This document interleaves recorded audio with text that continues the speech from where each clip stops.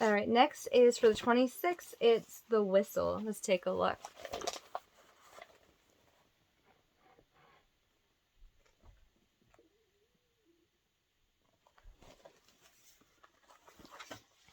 The whistle.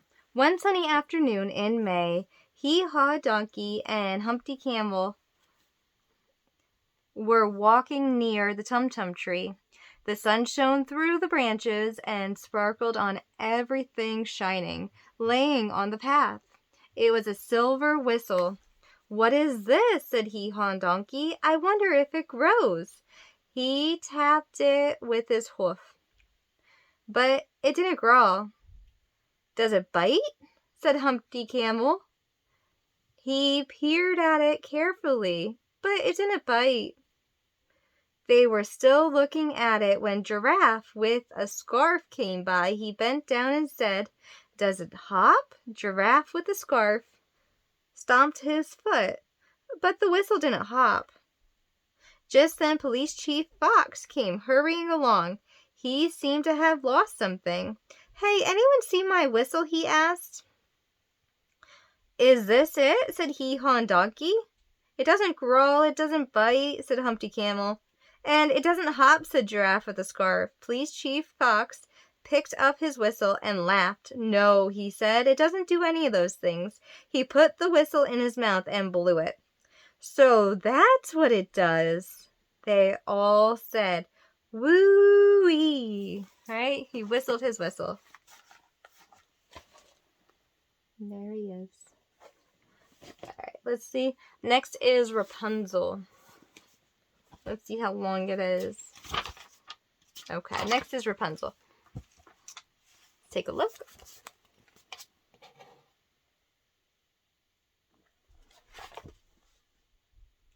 There was once a man and his wife who had long wished in vain for a child, and at last they had reason to hope that heaven would grant their wish. There was a little window at the back of their house which overlooked a beautiful garden, full of lovely flowers and shrubs. It was, however, surrounded by a wall, and nobody dared to enter, because it belonged to a witch who was feared by everybody. One day the woman, standing at the window and looking into the garden, saw a bed planted with beautiful rampion. It looked so fresh and green that she longed to eat some of it. This longing increased every day, and as she knew it could never be satisfied, she began to look pale and miserable and to pine away. Then her husband was alarmed and said, "What ails you, my dear wife?" "Ails?" she answered. "If I cannot get any of that rampion to eat from the garden behind our house, I shall die." Her husband, who loved her, thought, "Before you let your wife die, you must fetch her some of that rampion, cost what it may." So in the twilight he climbed over the wall into the witch's garden, hastily picked a handful of rampion, and took it back to his wife. She immediately prepared it and ate it very eagerly. It was very, very nice, and that next day her longing for it increased threefold. She could have no peace unless her husband fetched her some more. So in the twilight he set out again, but when he got over the wall, he was terrified to see the witch before him. "How dare you come into my garden like a thief and steal my rampion?" she said with an angry look. "It shall be the worse for you." "Alas," he answered, "be merciful to me. I am only here for necessity. My wife sees your rampion from the window, and she has such a longing for it that she would die if she could not get some of it." The anger in the witches abated, and she said to him, "If it is as you say, I will allow you to take away with you as much rampion as you like, but on one condition: you must give me the child which your wife is about to bring into the world. I will care for it like a mother, and all will be well with you and it." In his fear the man conceded to everything, and when the baby was born, the witch appeared, it the name Rapunzel, rampant, and took it away with her. Rapunzel was the most beautiful child under the sun. When she was 12 years old, the witch shut her up in a tower which stood in the wood. It had neither staircases nor doors, but only a little window quite high up in the wall. When the witch wanted to enter the tower, she stood at the foot and cried, "Rapunzel, Rapunzel, let down your hair." Rapunzel had splendid long hair and fine as spooled gold. As soon as she heard the voice of the witch, she unfastened her plaits and twisted her hair round the hook by the window, and it fell 20 ills downward, and the witch climbed up by it. It happened a couple of years later that the king's son rode through the forest and came close to the tower. For thrice he heard a song of the lovely that he stopped to listen. It was Rapunzel, who in her loneliness made her sweet voice round to pass about the time. The king's son wanted to join her, and he sought for the door of the tower, but there was none to find. He rode home, but the song had touched his heart so deeply that he went into the forest every day to listen to it. Once, when he was hidden behind the tree, he saw the witch came to the tower and call out, "Rapunzel, Rapunzel, let down your hair." Then Rapunzel lowered her pelts of her hair, and the witch climbed up to her. "If this is the ladder by which one ascends," he thought, "I will try my luck myself." And the next day, when it began to grow dark, he went to the tower and cried, "Rapunzel, Rapunzel, let down your hair." The hair fell down, and the king's son climbed up it. At first Rapunzel was terrified, for she had never seen eyes on a man before. But the king's son talked to her kindly, and told her that his heart had been so deeply touched by her song that he had no peace and was obligated to see her. Then Rapunzel lost her fear, and when he asked her if she would have him for her husband, and she saw that he was young and handsome, she thought, "He will love me better than my old mother girdle."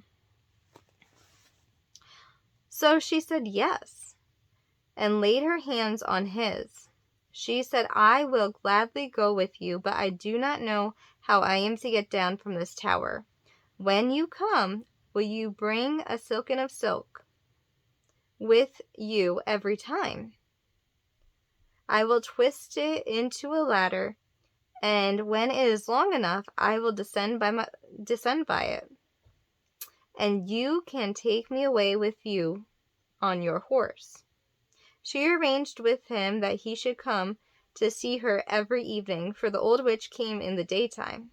The witch discovered nothing till suddenly Rapunzel said to her, "Tell me, Mother Girdle, how can it be that you are so much heavier to draw up than the young prince, who will be here before long?"